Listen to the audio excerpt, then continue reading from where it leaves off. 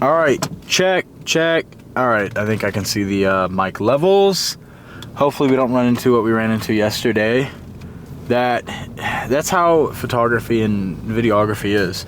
You will use something 100 times in a row, 0 problems.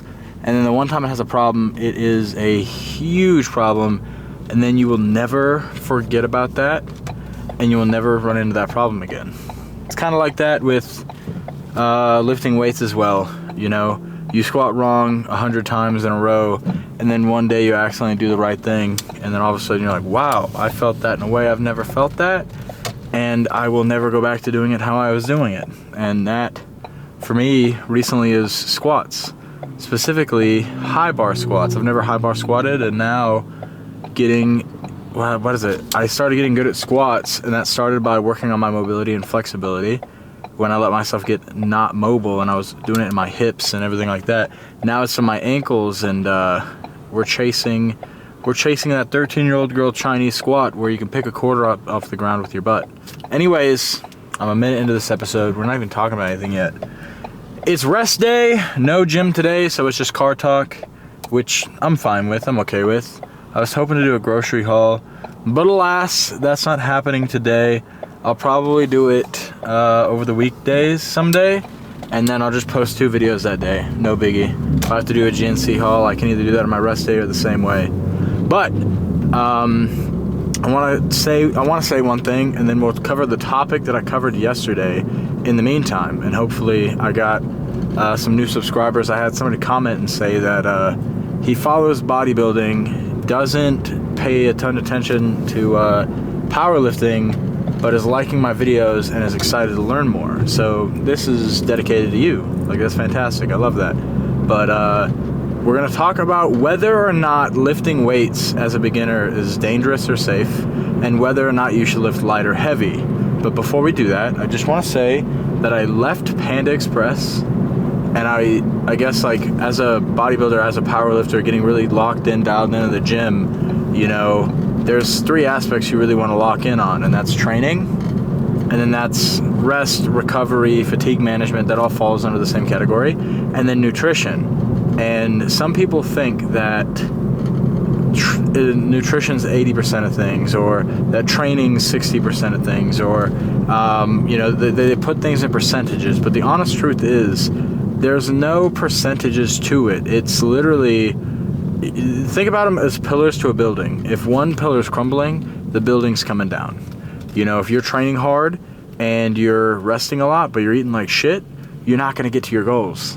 If you're eating too much, you might be able to gain some muscle, but you're going to gain a bunch of fat too. And if you're not eating enough, like, you see people that are 120, 130 pounds, and they get tired of eating, they don't want to eat that much. That's why they're so light, you know? That's why they don't have as much weight to them, as their metabolism versus what they eat just is very tight. There's a very tight window there. But if you're not eating enough and you're training, yeah, you can get stronger. There's a certain aspect to, you see it all the time in, like, lower level powerlifting classes, or not lower level, lighter body weights, my bad. Or when somebody cuts to the same weight class every time, they are able to get really strong with the size that they are. They turn into Ant-Man. But anyways, with that being said, if you are a beginner out there, you're a beginner lifter, and you're wondering, you know, whether the gym is safe, I want to say that the gym is very safe. The exercises you're doing, very safe again. The only thing that makes it dangerous is if you aren't doing things the right way and you're not doing your research, right? But that's the same with anything. If I want to be a race car driver, you know, racing on a track is a lot safer than racing in the streets. You know, so having a time and a place, and, you know, just doing things the right way. But again, you know, it's going to be a journey if you're a beginner to learn what those right things are to do. But in the beginning, you're not going to be strong enough, and you're not going to be, like, things aren't going to feel right. Like, it's not like you're a beginner and you're going to jump on bench press and the first thing you're going to bench is 315. No, like, you're going to start with, you know, I mean, you got to lift the bar, you got to see how heavy that is, and you're going to add a little bit of weight to it, and you're going to see where you're at, and, you know, go from there. And then you got to get used to, like, how the weight feels and the motion, and you got to learn how to do the movement. And if you're in that process, you know, there's a little bit of time where you're not strong enough to really put the stress on your body that injures yourself, per se. Your body is very resilient. But if you keep doing things the wrong way and you work up, like deadlift's a big thing. People put ego before their common sense on deadlift. That's something you could hurt yourself with in that scenario. But I mean, think about it. If you were running a marathon and you were starting training and you were running in the wrong shoes with the wrong running form and you were putting miles in, it doesn't matter how disciplined you are. Either things are going to start hurting, you're going to quit, or you're going to push through that pain, you're going to injure yourself unless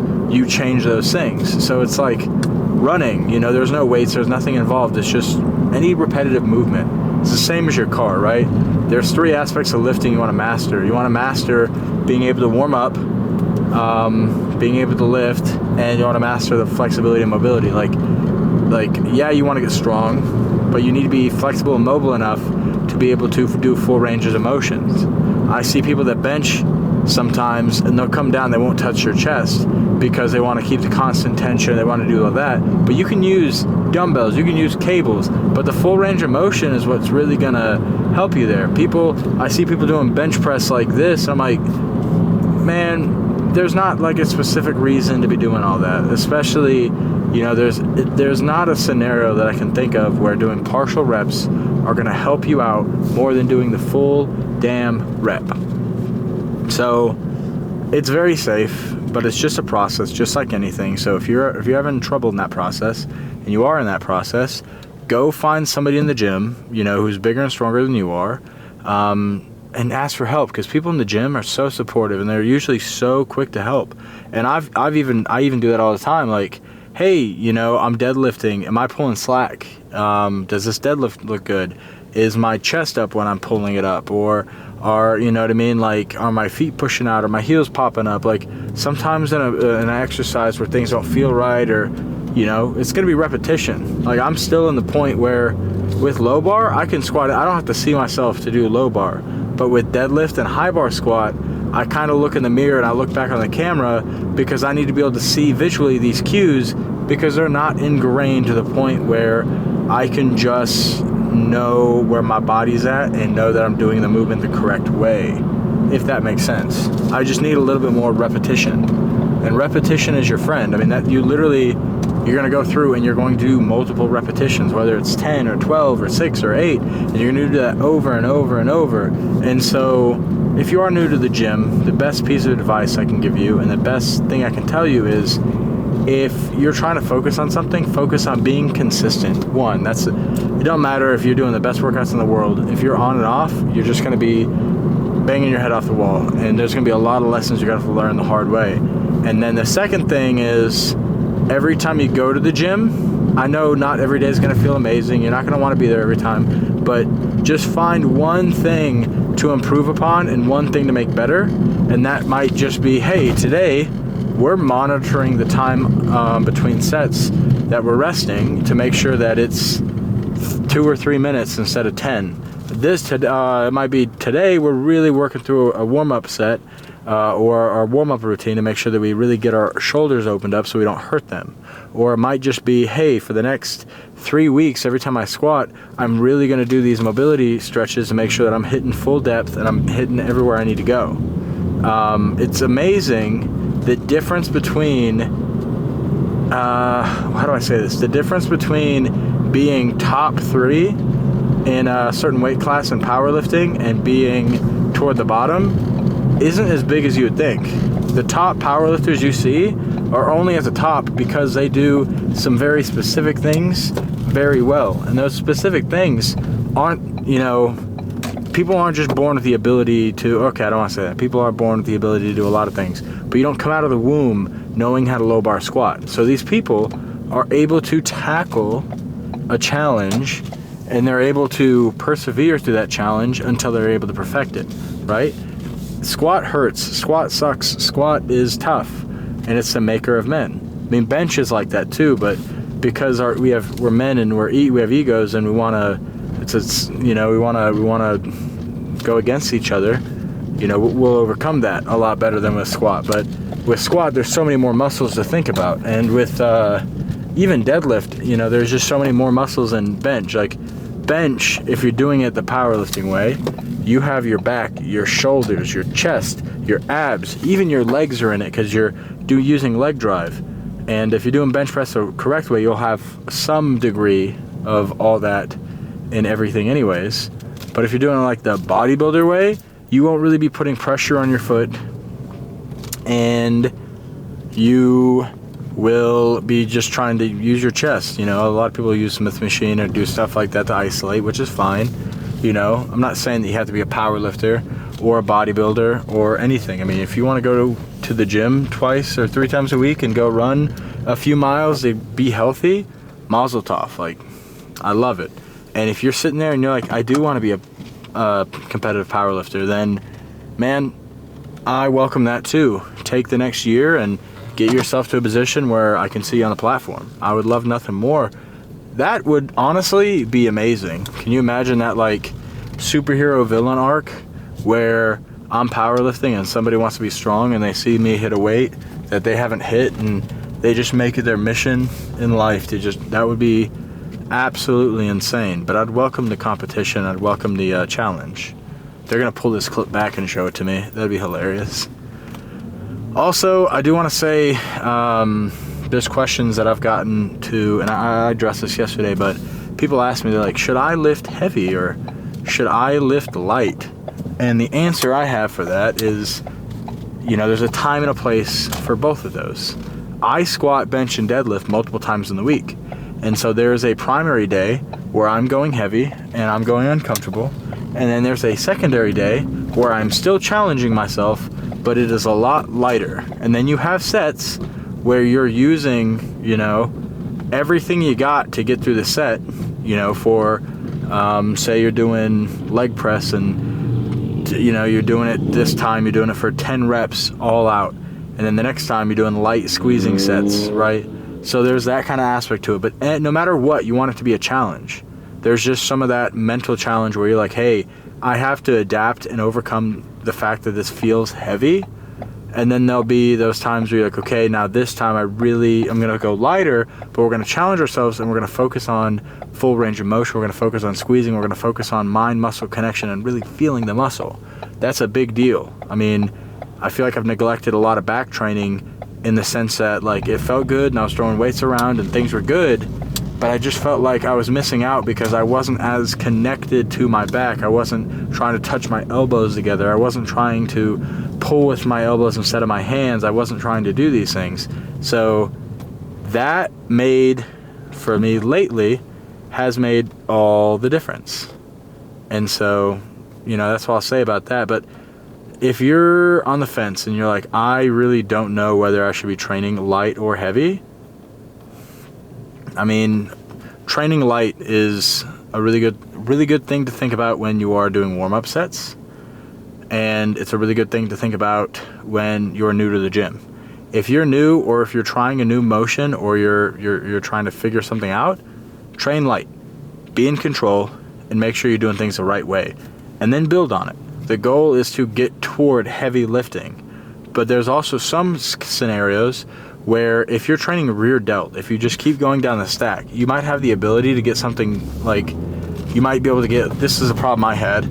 I could lift 80 to 100 pounds for my rear delts, you know, 12 times or so.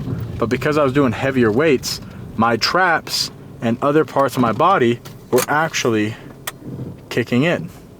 And so I wasn't hitting my rear delts effectively. But when I got that stack and I moved it down to 50 pounds, then my rear delts started firing like crazy. But it also took me 25 reps to do it. So again, like I'm putting myself out there. I'm really squeezing my muscles. I'm really trying to get everything out of it. And so there's a time and a place for both.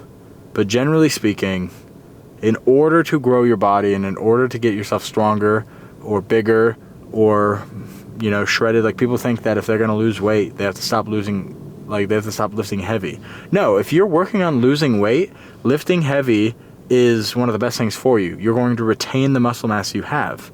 Or not all of it, obviously. You're going to lose some muscle, but you're going to lose more fat than muscle, you know, but you're losing mass. Like that's what happens is as you lose things, you lose a lot of fat and a little bit of muscle, and it's just going to happen. But hopefully, if you're in the newer phase, or if you have been working out for a while, regardless, you'll be building muscle at a faster rate than you're losing it, and so you'll be fine. It'll be negligible. That's what I want to say. But it's going to, if you're just half-assing in the gym and you're not giving your body a reason to adapt, then you're going to lose more than if you are going heavy and you are challenging yourself. You know, like, if you look at Michael Jordan, if you look at LeBron James, if you look at, I'm not a basketball guy, but you just look, Mike Tyson, people that are great in whatever sport they're doing, they have a point where their goals change. You know, as Michael Jordan got older, he's had to learn how to play smarter and not like necessarily harder like Kobe. Like, I mean, these are physical guys, right? But at a certain point, I mean, you see it in football. Like, I used to watch a lot of football. You look at the running backs like Adrian Peterson. You look at, you know, but I could name 100 of them. But Adrian Peterson, we'll use him as an example. Even Nick Chubb. But Adrian Peterson got in the league and was one of the most physical guys. I heard a story about him that I've never forgot, and it's that he would get a brand new pair of cleats every game, and he would run so hard that they'd be completely broken by the time the game ended. And so, or even like halftime, he might switch him out if something happened. But that's how hard he ran, and that's like such a crazy thing to think about. And wow, I'm staring at it. I'm parked and I'm on a one-way, and I'm watching this car come at me on a one-way, and they're actually backing up right now. That's crazy. But he was one of the most physical guys, and then he tore his ACL. And he came back, and he's one of the few guys that's been able to come back off of a torn ACL and run just as hard. He tore another one. I mean, that's the nature of sports, is sometimes when you really, like, if you're powerlifting, you know, you can get to a really good level. Like, if I was just competing locally, I could go win local meets all day long, or at least get top 3 overall, not just in my weight class, but overall.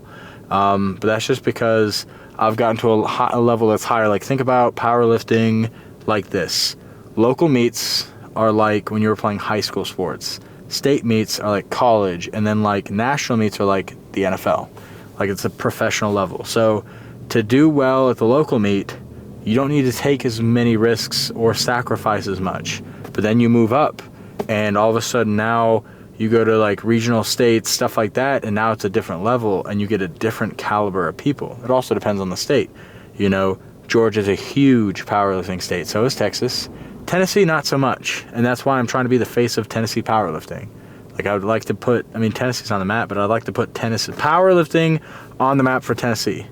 I would love people to say, oh, like, you know, Joe's a dog, and he started, you know, the powerlifting scene up there. That'd be sick.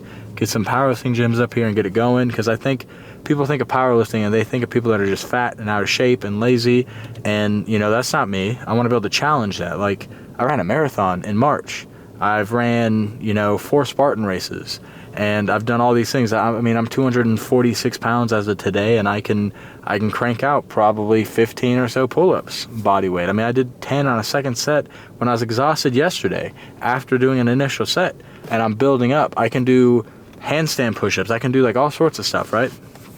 But I still make powerlifting my number one, kind of like my priority. It's getting to the point where this video is getting a little long-winded. So with that, I'll just dial back and just say, hey, whatever level you are at, whatever you're doing, I want to make sure that you're enjoying it. You know, powerlifting is a lot of fun, and I don't want to say it rules my life, but it's like that dedication. I've always wanted to be a professional athlete, and powerlifting scratches that itch for me. But if I wasn't powerlifting, I'd be doing something, you know, whether that would be running or bodybuilding, or I used to play college rugby, and there's a rugby league out here, and I was starting to play with them. Like, I always have something that I'm working on. But being in the gym is just something that's very important to me. And, you know, but I've always had something athletic in my life. I mean, whether I've been fatter or skinnier, I have not had a period of more than 3 months where I'm not doing something athletic, whether it's running or lifting or whatever else. And I've been able to find so much freedom and so much, I don't know, so much of myself in that. And if that sounds crazy to you, I mean, it's just me. It's just everyday life, right? But whatever that is for you, whatever that like raging hunger is. Like for me, it's been photography and videography, like filmmaking, which turned into YouTube as a kind of way to showcase that. But it's also been the gym. It's always been the gym. Photography had come around, but the gym was there before that, and the gym has never went away. And it's always been about pushing myself and getting stronger. And I actually saw some old video clips. I might have to put them on here sometime. But when I first started, and I started getting into the idea of powerlifting right before COVID, and I signed up for my first meet, and then the meet got canceled because of COVID. And I remember we were doing body weight exercises for like about a month, 2 to 4 weeks. And I remember I felt like I was driving myself crazy. I used to have a training partner, my cousin, and he would come over. We'd work out from like around 4 or 5 a.m. to around 7. And I just remember when we went to the gym, like you go to the gym, and most of the time, especially if it's 24/7, it's lit the same, it looks the same, it feels the same, no matter what the time is, really. Man, I'm like amping myself up, and I'm really wishing I could go to the gym right now. Like I would love nothing more than to go work out right now. But I look back at that, and it was like such fond memories. But I remember we're taking pre-workout, we're listening to music. I was living in an apartment building, and so I don't know how my neighbors didn't care. I mean, I think one of them was a pothead, and one of them was older, and so maybe he couldn't hear as well. I don't know, but we're blasting like metal music, like not obnoxiously loud, but like loud for the apartment, but not loud enough for everybody else. But we're like, we have enough that we're getting a pump. We're drinking our pre-workout or our energy drinks. We're in an apartment. We've got some. We went to Walmart and bought like the weights that they had, and I remember I had plates that didn't fit on the bar. The holes for the plates were for a regular barbell, and the barbell I had was like half the size. So if you didn't use great form, they would slide around or bounce. Like if you were going too fast, the weights would bounce around the bar like that. And like we had, we didn't have a ton. I think we had like up to like 100 pounds. So I'm doing like 25 reps on shoulder press. And then I'd get to the point where I'm doing handstand push-ups, and I would do like, put my hands down, and I'd be pointed in a V with my feet down, and I'd bring my nose down to my hands and then up, and then you bring it back down and come back. And you just like, you had to be very creative. It felt like prison style workouts where we're using dumbbells, and then we would use rags to really just pull, get that squeeze. We would just pull on rags.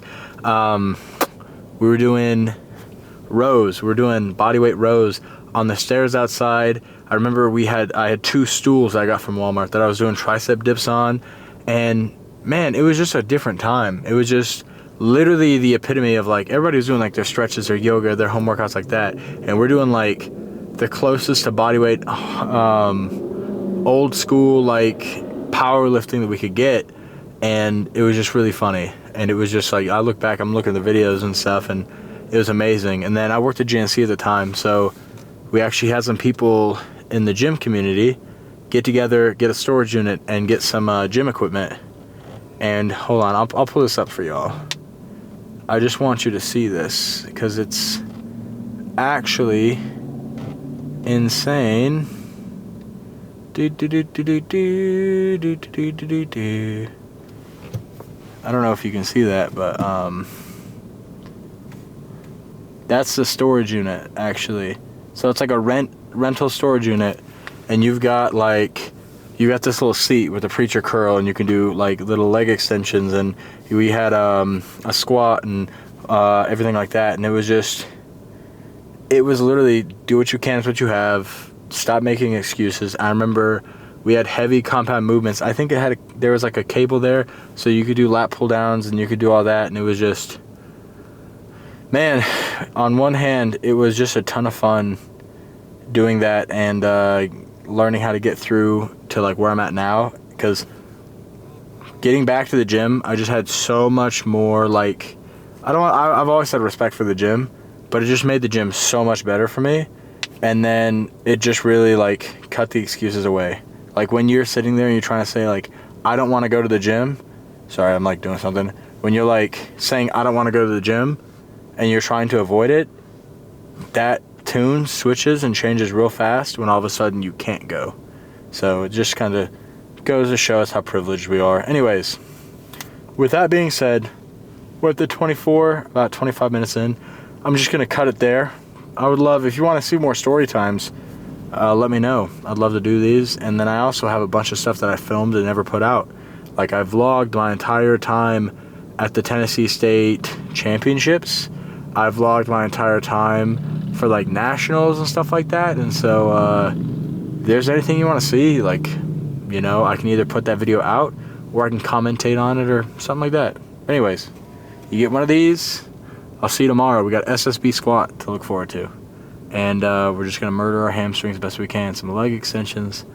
It's going to be great. And we're trying to build these, so I think we're going to have some a nice time curling. I don't know if preacher curls are tomorrow or the next day. I have to look at the program, but man, it's always weird when I'm not in the gym. But we're going to change that tomorrow. Anyways, take care. I'll see ya. I don't know why I'm procrastinating. Alright, for real this time.